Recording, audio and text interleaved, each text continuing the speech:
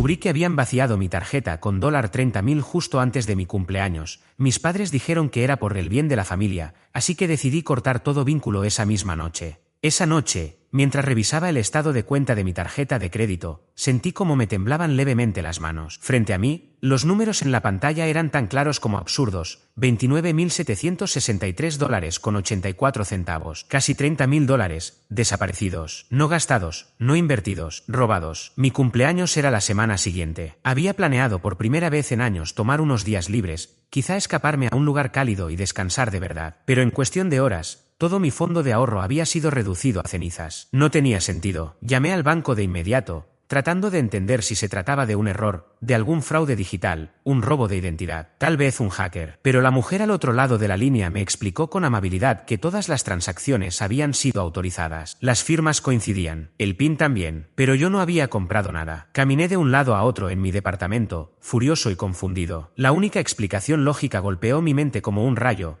Solo 2 personas tenían acceso a mis datos bancarios. Mis padres. Sin pensar más, marqué el número de mi padre. Contestó al segundo timbrazo, con ese tono despreocupado que solía usar cuando fingía que todo estaba en orden. Hola, hijo, ¿todo bien? Apreté los dientes antes de hablar. Mi tarjeta está al máximo. $30.000. ¿Tú sabes algo de eso? Hubo una pausa. Larga, espesa, insoportable. Bueno, respondió por fin, con un cambio repentino en su tono. La familia lo necesitaba más que tú. Al fin y al cabo, tú estás bien. Ganas buen dinero. Sentí como la sangre me hervía. ¿Usaste mi tarjeta? No lo veas así, espetó, elevando la voz. Siempre actúas como si tu dinero fuera solo tuyo. Somos familia. A veces hay que hacer sacrificios. Antes de que pudiera contestar, escuché a mi madre de fondo. Se reía, como si todo fuera una broma. Y, sinceramente, no necesitas un viaje caro por tu cumpleaños. Teníamos mejores planes para ese dinero. Puedes celebrar solo este año. El mundo se me vino abajo por un instante. Mi respiración se volvió corta y rápida. Recordé todos los años en los que había trabajado en 2 empleos mientras estudiaba,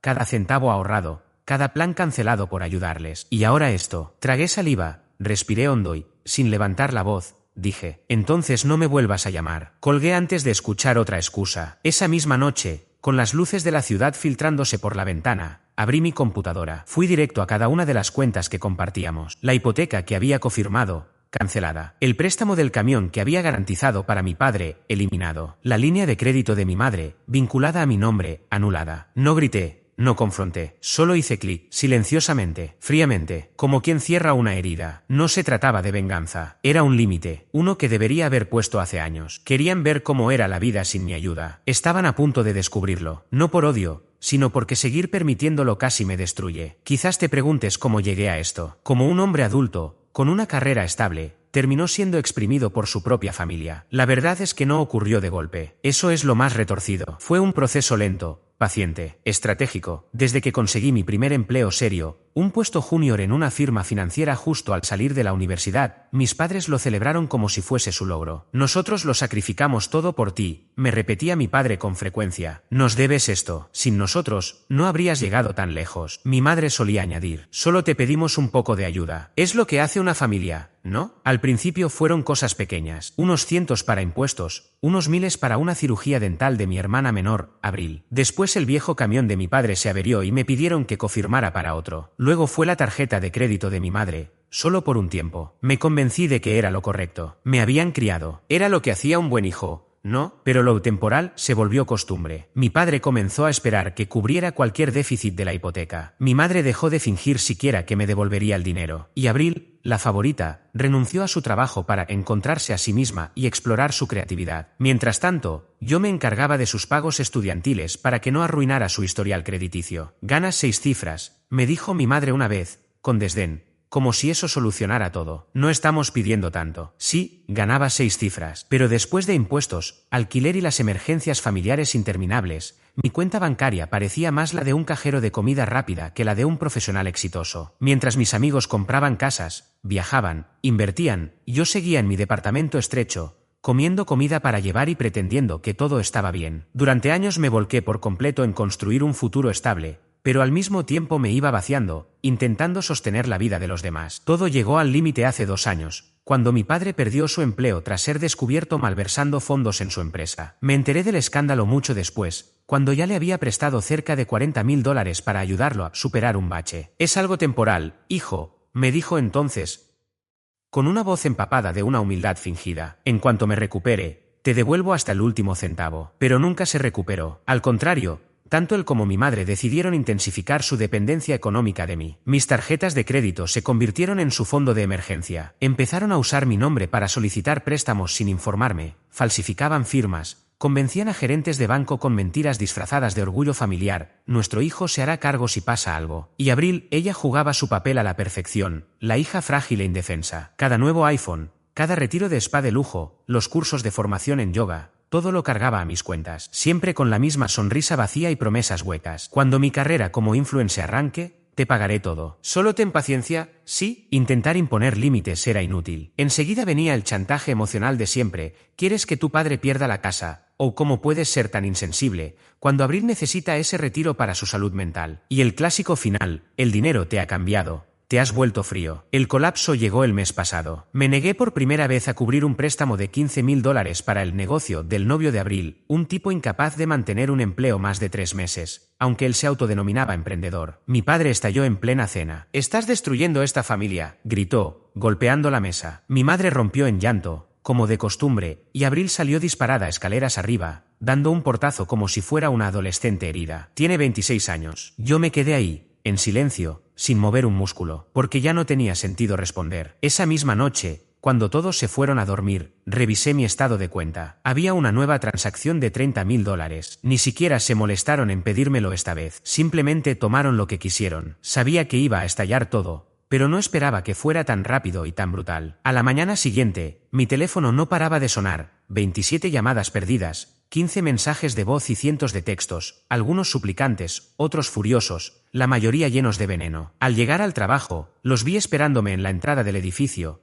parados como una jauría acechando. El rostro de mi padre estaba rojo, casi púrpura. Mi madre, con las mejillas húmedas, fingía lágrimas. Abril, con los brazos cruzados, irradiaba soberbia. Ni bien cerré la puerta del coche, mi padre se me echó encima, señalando con el dedo como si fuera un cuchillo. «¿Qué demonios hiciste? Nos arruinaste. Eres un egoísta de mierda». No me inmuté. Esta vez no. Me protegí, respondí con frialdad, algo que ninguno de ustedes hizo jamás por mí. «El banco llamó esta mañana», bramó. «La hipoteca está congelada. Se llevaron el camión. Las tarjetas de tu madre están bloqueadas. ¿Con qué derecho haces esto?» «¿Con qué derecho?», repetí, incrédulo. «Ustedes me robaron. Falsificaron mi nombre, vaciaron mis tarjetas, arruinaron mi crédito. Pasé años encubriendo sus errores. Ahora les toca asumir las consecuencias». «Somos tu familia», gritó mi madre, con la voz rota y teatral. «¿Cómo puedes hacernos esto?». Sus ojos, sin embargo, seguían siendo los mismos, fríos y calculadores, los que me manipularon toda la vida. «La familia no roba», dije. «La familia no miente. La familia no me usa como si fuera un cajero automático». Fue entonces cuando Abril intervino, con ese tono superior que tanto dominaba. «Por favor», bufó, «estás exagerando. Ganas buen dinero. Ni siquiera usabas ese crédito. Solo necesitábamos un empujoncito». «$30,000 te parece un empujón?», grité. Mi voz resonó en la entrada del edificio. Me vaciaron las cuentas, me destrozaron el historial financiero, me quitaron mi futuro como si fuera suyo por derecho. Y no estaba enfadado, estaba agotado. Y por fin lo dije en voz alta. Abril giró los ojos como una niña malcriada que no consiguió su juguete. «Dios, actúas como si fueras un mártir. Ni siquiera tendrías ese empleo si papá no te hubiera ayudado. Te dimos todo». «No»,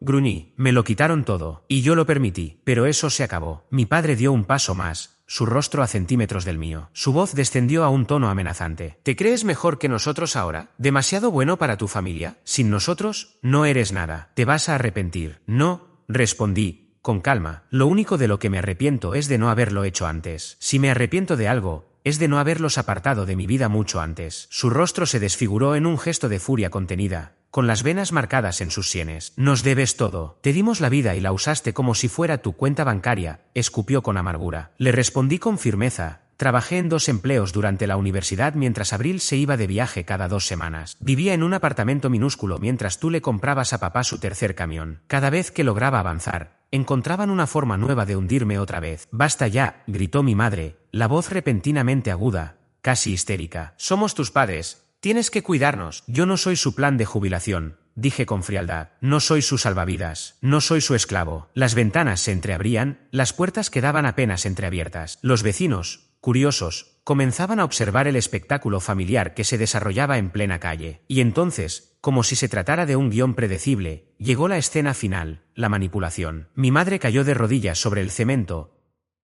llorando a gritos, con esa teatralidad que ya me sabía de memoria. Por favor, sollozaba con fuerza, asegurándose de que todos pudieran oír. Si te vas, lo perdemos todo. La casa, la salud de tu padre, Abril quedará en la calle. Entonces tal vez Abril debería buscar un trabajo, respondí sin titubear. Quizás papá debería dejar de gastar más de lo que gana. ¿Y tú? Tú deberías hacerte cargo de una vez por todas de lo que ustedes mismos destruyeron. Eres un monstruo sin corazón, chilló Abril. Somos tu familia. Te necesitamos. Los miré por un momento, con calma. Los observé de verdad. No me necesitan a mí. Necesitan mi dinero, mi crédito, a alguien que arregle cada desastre que ustedes provocan. Pero a mí, como persona, jamás me necesitaron. Jamás me vieron como un ser humano, solo como una billetera con piernas. Mi padre intentó avanzar, enfurecido, su voz quebrándose. Nosotros te hicimos. No. Dije con suavidad. Ustedes me rompieron, pero yo me reconstruí. Y lo hice sin su ayuda. Entonces solté la última frase, la que cerraba todo para siempre. No vuelvan a llamarme. No se acerquen a mi casa. No me escriban. No finjan que somos familia. Porque para mí, nunca lo fuimos. El silencio que siguió fue tan denso que podía sentirse. Los tres se quedaron inmóviles, mirándome como si hubiese hablado en otro idioma. Y luego me di la vuelta, pasé junto a ellos y entré a mi edificio. Los dejé ahí, en el estacionamiento, humillados, impotentes, finalmente cortados de raíz. Esa noche, por primera vez en años, dormí sin pesadillas. Me sentía libre, pero creí que la tormenta había alcanzado su punto máximo. Estaba equivocado. Aquello apenas era el principio. Al cortar la ayuda económica, todo su mundo artificial se desmoronó en cuestión de días. 4 días después, la entidad hipotecaria congeló el préstamo de mis padres, al eliminarse mi nombre de los documentos. Las cuotas sin pagar desde hacía meses activaron el proceso de ejecución total. Antes de terminar la semana, recibieron la notificación oficial. La casa de mi infancia, esa que usaron como símbolo de sacrificio familiar, sería subastada en menos de 60 días. Y yo no moví un solo dedo. El sistema hizo su trabajo. El camión favorito de mi padre, ese monstruo de $70.000 que él consideraba parte de su identidad, desapareció una mañana. El remolque vino en silencio. El hombre que lo conducía evitó el contacto visual mientras papá gritaba descalzo desde el porche, envuelto en su bata sucia. No pueden llevarse mi camión. Gritaba como si con eso pudiera borrar su deuda. Para la segunda semana, los mensajes de mi madre pasaron del enojo al llanto. Vamos a perderlo todo, sollozaba en el buzón de voz. Tu padre está mal.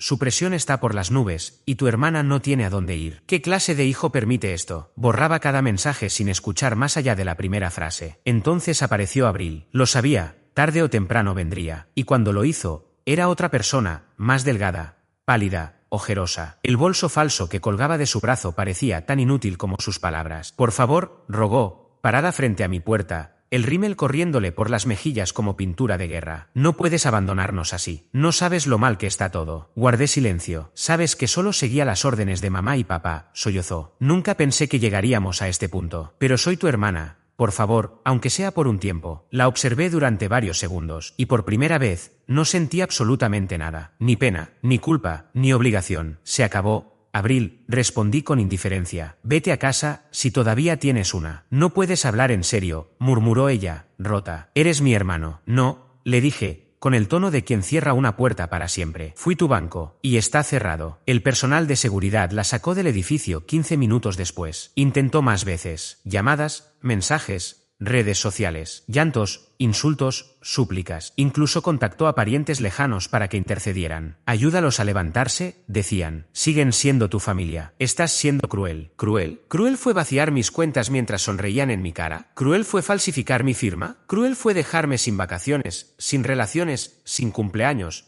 para reparar sus errores sin fin? Que enfrenten las consecuencias. Al terminar el mes, su mundo perfecto era historia. Se mudaron a un departamento de 2 habitaciones al otro lado de la ciudad, lejos del paraíso suburbano que tanto alardeaban. La ejecución fue pública. Los vecinos hablaban. Los amigos desaparecieron. Papá perdió lo poco que quedaba de su orgullo. El hombre que solía creerse un rey, ahora hacía trabajos de mantenimiento apenas para cubrir el alquiler. Su salud empeoró, sin poder costear los medicamentos. Mi madre fingió durante un tiempo, subiendo fotos viejas a las redes, simulando que todo iba bien. Pero hasta esa máscara se rompió. Las deudas no dejaron de llegar. Y Abril vio cómo sus sueños de influencer se derrumbaban. Sin mi dinero alimentando su vida de apariencias, su audiencia la abandonó. Terminó saltando de sofá en sofá, dependiendo de amistades superficiales que se esfumaban en cuanto no podía pagar el brunch o su parte del alquiler. Un día intentó contactarme a través de un amigo en común. Está muy mal, me dijo él, incómodo. Prácticamente está en la calle. Quizás deberías. No, lo interrumpí. Ya hice suficiente. Y ese fue siempre su error. Nunca entendieron que yo, durante mucho tiempo creí que ceder, aguantar y dar sin medida era un acto de fortaleza. Pero hoy entiendo que mi mayor muestra de fuerza fue detenerme. Y cuando lo hice, ellos se vinieron abajo, aplastados por el peso de sus propias exigencias. En cambio, mi vida al fin comenzó de verdad. Compré mi propio apartamento. Nada extravagante, pero sí hermoso y completamente pagado. Era mío. El silencio que habitaba entre esas paredes no se parecía a nada que hubiera experimentado antes. Por primera vez en más de 10 años, no estaba viviendo para sostener a nadie más. No estaba tratando de apagar incendios ajenos. Por fin era libre. Empecé a viajar. Y no hablo de planes cancelados ni de vacaciones interrumpidas por emergencias familiares. Me refiero a viajar de verdad. Estuve en Islandia, en Italia, en Japón. Me paré bajo las auroras boreales, respirando un aire tan limpio que parecía borrar cada rastro de culpa que alguna vez cargué. La terapia se convirtió en mi salvavidas. Ahí comencé a desentrañar años de manipulación emocional, de chantaje disfrazado de amor y de un servilismo financiero que me agotó el alma. Recuerdo una frase que me dijo mi terapeuta y que jamás olvidaré: tú no tuviste padres. Tuviste parásitos vestidos de padres. Y tenía razón. El único mensaje que rompió ese silencio vino de alguien inesperado. El exnovio de Abril. Me escribió simplemente: hermano, ahora entiendo todo. Ellos no te merecían. Siento no haberlo visto antes. Al leerlo, sonreí. No por orgullo ni venganza, sino por paz. Porque por primera vez en mi vida, yo no era el malo del cuento. Y eso, créeme, fue liberador. Es curioso cómo el silencio me aterraba antes. Para mí, el silencio era el preludio de una nueva tormenta, otra llamada, otra emergencia, otra emboscada emocional que siempre venía disfrazada de familia. Hoy, el silencio es libertad. El peso en mi pecho, ese que me acompañó durante años, desapareció. Ya no hay llamadas a gritos, no hay súplicas, no hay exigencias disfrazadas de cariño. Solo hay calma. Cada noche me siento en el balcón de mi apartamento. Contemplo la ciudad, el brillo de las luces en la distancia. Es mi espacio, mi dinero, mis decisiones. Y cada cosa me recuerda que sobreviví, que me salvé. El rencor se fue hace tiempo. Lo que queda es claridad. Me hicieron creer que mi valor estaba en cuanto era capaz de sacrificar por los demás. Que ser leal era desgastarse por gente que jamás preguntó si yo estaba bien. Le llamaron familia, pero nunca fue amor. Fue una transacción en la que yo daba todo, y ellos solo tomaban. La mentira más peligrosa no fueron los documentos falsificados ni el dinero que me arrebataron. Fue esa frase que me susurraron desde que era un niño: un buen hijo cuida de su familia. Pase lo que pase. No, un buen hijo no se convierte en rehén. No se vuelve una cuenta bancaria. No se pierde a sí mismo en manos de quienes solo saben devorar. Pensaron que si yo los apartaba, iba a destruirme. Pero fue justo al revés. Alejarme de ellos me salvó. Todavía tengo el último mensaje de mi madre sin abrir en mi bandeja de entrada. No te criamos para ser tan frío. Y quizá tenga razón, porque ellos no me criaron en absoluto. Fui yo quien se crió solo. Y lo hice en silencio, sin quejarme, creyendo que eso era amor. Les sostuve el mundo sobre los hombros. Y cuando al fin me puse de pie, su mundo se derrumbó. Hoy duermo tranquilo, sin acreedores llamando, sin emergencias que vacían mis ahorros, sin cenas falsas de cumpleaños que se sentían más como auditorías que como celebraciones. Me despierto, tomo mi café, y solo siento paz. Y no estoy amargado, no estoy enojado, estoy libre. Si me preguntas qué es lo único que lamento, siempre responderé lo mismo: no haberme alejado antes. No lo hice por venganza, lo hice porque, por una vez en mi vida, decidí elegirme a mí. Y al hacerlo, gané.